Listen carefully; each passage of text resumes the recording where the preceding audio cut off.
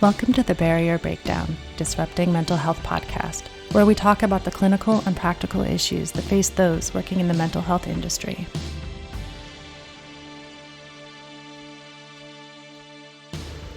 Hello, everyone, and thank you for joining us for this week's episode of the Barrier Breakdown. My name is Erin Molyneux-Bailey. I'm the Chief Operating Officer at Cognitive Behavior Institute, and my co-host, Dr. Kevin Caridad, who is the CEO and owner at Cognitive Behavior Institute. On this week's episode, we are discussing the mental health extender law with New York State Senator Samra Brouk. Senator Brouk is no stranger to serving her community, as she was elected to represent the good people of New York's 55th Senate District in November of 2020. She is the chair of the Senate Committee of Mental Health and has made improving access to life-saving resources a legislative priority. To that end, she proactively finds opportunities to address the intersection of mental health with topics like education, substance abuse, criminal justice, and healthcare. In addition to her work in the New York State Senate, Samra is a proud alumna of the United States Peace Corps, having spent 2 years as a health educator in rural Guatemala. Following her return to the United States, Brouk's work in the nonprofit sector focused on organizations that protect the environment, help aging seniors in place, and address education inequalities. Brouk lives in Rochester's Park Avenue neighborhood with her husband, Brian, and new puppy. So thank you so much, Senator Brouk, for being here with us on the Barrier Breakdown. We really appreciate you taking the time today. Could you start off by telling our listeners a little bit about how you first got interested in public office, and then how you also became interested in mental health?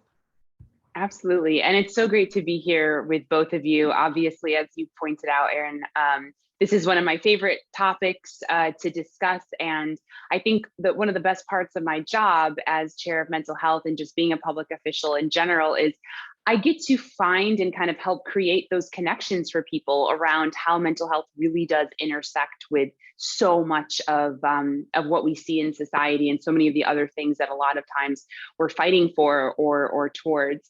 So for me, the path to public service perhaps wasn't the one that we've been traditionally used to hearing in terms of a family with a legacy and, you know, the internships in DC of getting into public office. Instead, for me, it was really kind of this extension and kind of a logical next step when I looked at a lot of the work that I had done leading up to this point, which you so beautifully just summarized for everyone. You know, for me, it's always been really important to do work that I think is meaningful, whether it's for my own community where I'm from, or for other communities, you know, which brought me to working in rural Guatemala, where of course I had never been. I didn't know the language by heart before I got there, but I saw an opportunity to serve. And when I came back to the States, I saw more opportunities, whether it was through nonprofits or whether it was through helping to start companies solving some of these major societal issues like our aging population and not having the services they need, like fighting climate change and making sure our cities and our counties are set up to protect our human populations against climate change, or education inequities and so many other things. And so, you know, for me, I looked at the work I had done. I was so proud of the work I had done, but I knew that there was a way for me to make a greater impact. And oftentimes that means really being the one when pen hits paper and you're writing these laws, you can have an incredible impact on how our laws and our policies take shape. And we can make sure that the right people are being heard at that table, that decision-making table. And to me, it means really opening up that process, becoming more transparent and accountable, and making sure that more, you know, working folks throughout New York, in my case, are having that voice. And I will say that we all know Stacey Abrams now. She's a national figure, but I did work with her on her gubernatorial campaign in 2018. And I think that was kind of one of those last pieces that you see when you kind of see your story and someone else's story, and the power with which she shared that story and really gained, you know, more votes than any Democrat had gotten in history of Georgia. And it's more about it's more than votes and parties. That's changing people's hearts and minds. It's connecting with them on values, and that's really what I like to do in my district, is connecting with people on our shared values. That certainly is a movement, there's no doubt. And it sounds like your constituents are very lucky to have you as a leader.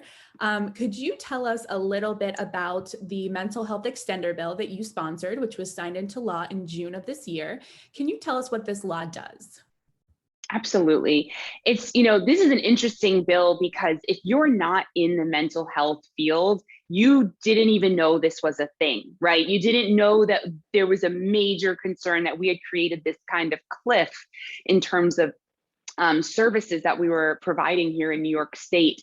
And so, to break it down very simply, up until June 2021, there had been this exemption that broadly created a new kind of sector of these mental health professionals, allowing more providers to diagnose in their practices or in the nonprofits they work for. The reason that's so important, and I'm sure I'm preaching to the choir, but one of the reasons that's so important is because if you cannot diagnose, a person cannot get their course of treatment. So I always think about, we've got an organization here locally called Hillside Children's Center, and they work with young people who have very, very deep needs, especially in terms of mental and behavioral health.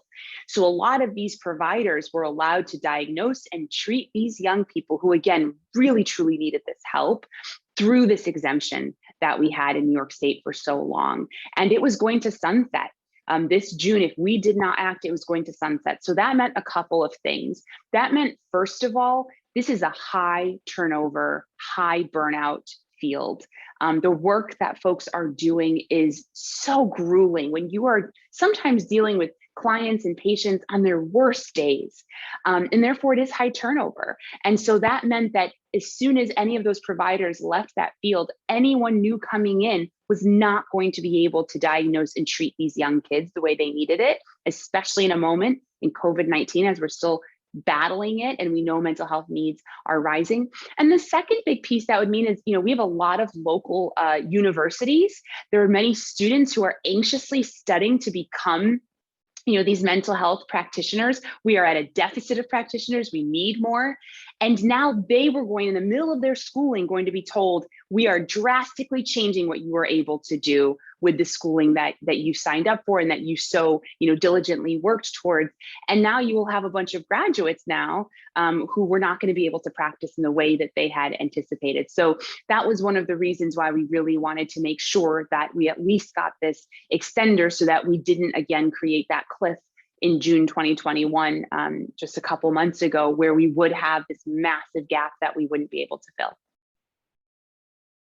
So I see you've done a lot of other work and related to mental health. What are some of the other bills that you've been addressing?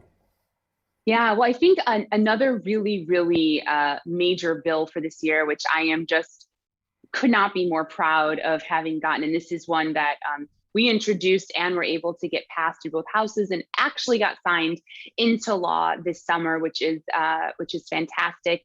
And that is the 988 mental health crisis hotline. So this again, I have three priorities as chair of mental health.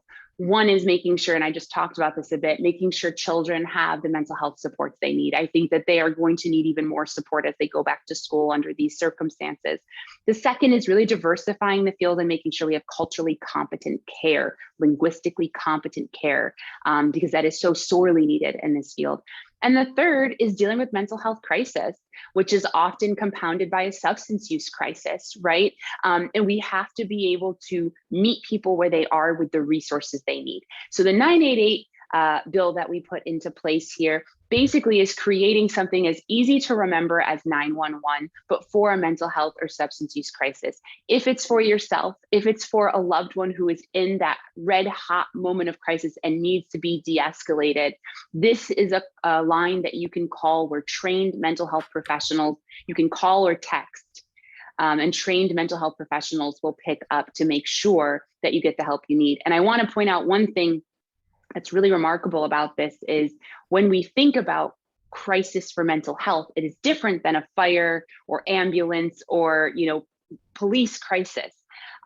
These crises can often be resolved right over the phone or via text. There are people who are in crisis every day, and by being able to access something like this, the vast majority of them will be resolved in that moment. And we have to remember, every time we're able to de-escalate and solve a smaller crisis, we're avoiding those larger crises that so many of us have seen on headlines, where people sometimes lose their lives when the wrong people show up to care for them.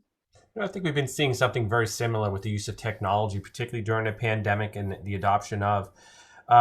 One of the things that's been exciting to see, at least psychology's kind of been leading the pack there, is this kind of the IPAC, where sharing of licensure over state borders for those that are in the groups decided. But it's lacking right now for many of the master's level clinicians who do the bulk of the therapy, whether it be counselors or clinical social workers. Do you know if New York is doing anything in reference to kind of these broader packs of being able to bring clinicians, even though they may not be sitting in New York, but provide care because there's such a deficit? Yeah, I think you're absolutely right. We saw that, right, with the massive use of telemedicine and teletherapy during COVID times. And to be honest with you, we might be moving back there again, at least in some sort of temporary way, to allow people to get that service that they need, because you've got to get service into people's homes if that's what they need, especially when they can't get to an office. This is something that we are definitely talking about with a lot of the advocates and a lot of the folks here in New York State. I think one thing is really, really clear. We have a massive, as you said, we have a massive, massive deficit. I mean, this is, and I have said it a few times, you'll hear me keep saying it. I do believe we are entering crisis mode. We're entering crisis mode in getting people the mental health services that they need. And we are going to need to start being a little bit more creative in how we're approaching that and actually filling the need. Kevin, 100% stole my question, because I was so excited to ask you about this IPAC to see if you thought that, in the future, New York may be part of those states to come together to collaborate. He mentioned, obviously, the master's level. I know with psychiatry, especially, it is so hard to find a provider. And I'm sure, as you're aware, there's just a shortage of doctors who are going into psychiatry, and there's just a shortage of people who want to pursue careers in mental health. So that's one thing that we feel like the pandemic kind of kicked it into high gear 10 years, a little too soon. We see that Medicare now is going to be allowing for some permanent virtual services, which, oh my gosh, that probably I could have seen take a decade to get that passed. It's a game changer. But now that they see that, more people can be reached through the phone and through technology and face-to-face, like we're doing now on Zoom, that it really opens up a lot of possibilities, especially people in rural parts of the states. We have a lot of that here in Pennsylvania, where there's just not good access to care. And it really can be life-changing for a lot of people. You're absolutely right. And, for what it's worth, we've got, I span 2 counties in my district, one of which is very rural. It's the place where my mother's family is from, and my grandparents in their 80s are still in the home that my mother grew up in.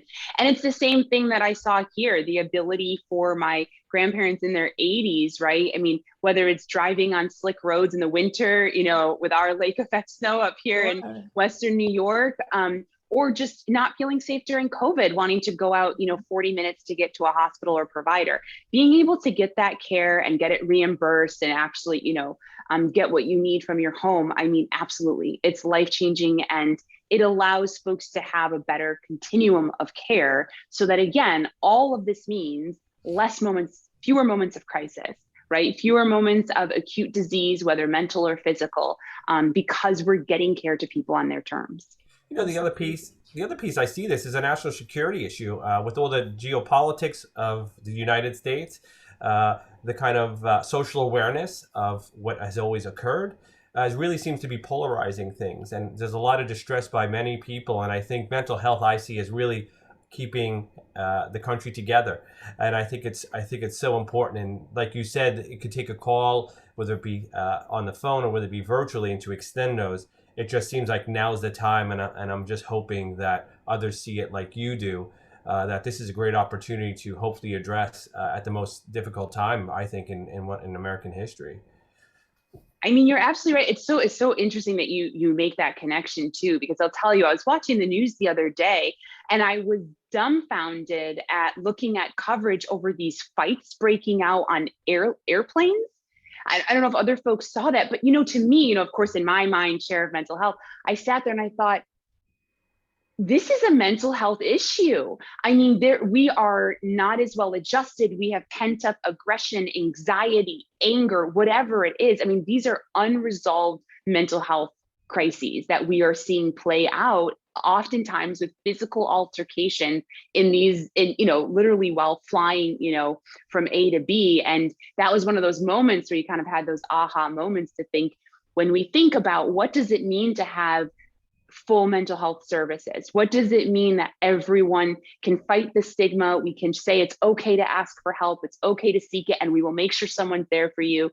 This is an example where I believe if we had more services, if it were more destigmatized, more people would be seeking help, however it's comfortable for them, right? Whether it's a call, a text, having virtual, therapy, whatever it is. But the more we destigmatize it to normalize seeking that kind of help, I absolutely agree. We would hope that we see kind of a national cool down, right? We talk about de-escalating, we need a national de-escalation. Absolutely. And, with kids and how their schooling has been impacted, and now you see these numbers rising again with different variants of COVID, and who even knows, several months from now, what things are going to look like. We're on a really great path, and, now, now it's uncertain. So, there's things like reentry syndrome that people are even dealing with, that, what we saw was that people who were generally stable were having a little bit of trouble. People who typically were a bit anxious or had underlying mental health issues became elevated, and the people who typically, it was like everybody took it up a notch, you know what I mean? So already an industry and a profession that was strained just became that much more saturated. So we really hope that there is obviously your eyes and ears are open, but we really hope that a lot of people who have the power to make these changes are able to kind of see the light and see how really life-changing this can be for folks. And Senator, if there's anything we can do to be helpful, we're willing to come out there, whether it be connecting states, whether it be pushing particular ideas about what could be helpful. Feel free to reach out. We're here to be supportive. As a native New Yorker myself. Yes. No, I mean, I appreciate that. I always say, I think the strongest voices and the loudest voices should be those out in the community. So, I think it's always important, and this is what I try to do in my own conference in the Senate, is really bringing these stories to life for people, right? I'm sure we're talking bill numbers, we're talking professions, but especially for people in this field, what we're talking about are human beings. We're talking about a mother's ability to function every day while she potentially keeps her child on school, Zoom school, and keeps her job together and keeps herself together. Like, we're talking about her ability to not be so depressed that she can't go to the grocery store, to get groceries. We're talking about, a 10-year-old who is so mentally taxed and emotionally taxed that she can't focus in school. You can get her all the tutors you want, right? You can get her the Chromebook, you can get her all of the supplies, but if she is not in a place where she can learn, she continues to suffer and fall behind. And those, unfortunately, are the stories that we hear. And as you said, Aaron, wherever you were before, it's heightened. So then you think about the kids living in poverty who didn't have a steady meal, who had violence in their communities. Now we're seeing record gun violence. Well, that is partially mental health. I mean, obviously it's poverty and a lot of the things that have happened out of COVID-19, but also we've got to take care of our young people. And, hearing those stories, we start to see again how mental health affects everything. The same way you can't walk with a broken leg. Well, you might not be able to see, right, that internal pain, right, or the internal injury, but it is just as debilitating. So, I will continue to be that voice, and I would encourage all of you, if everyone has their kind of pet project or their personal passion, if there's one of these bills that hits you, whether it's about crisis for mental health, we have Daniel's Law to completely change the framework here in New York, and hopefully set the tone for other states around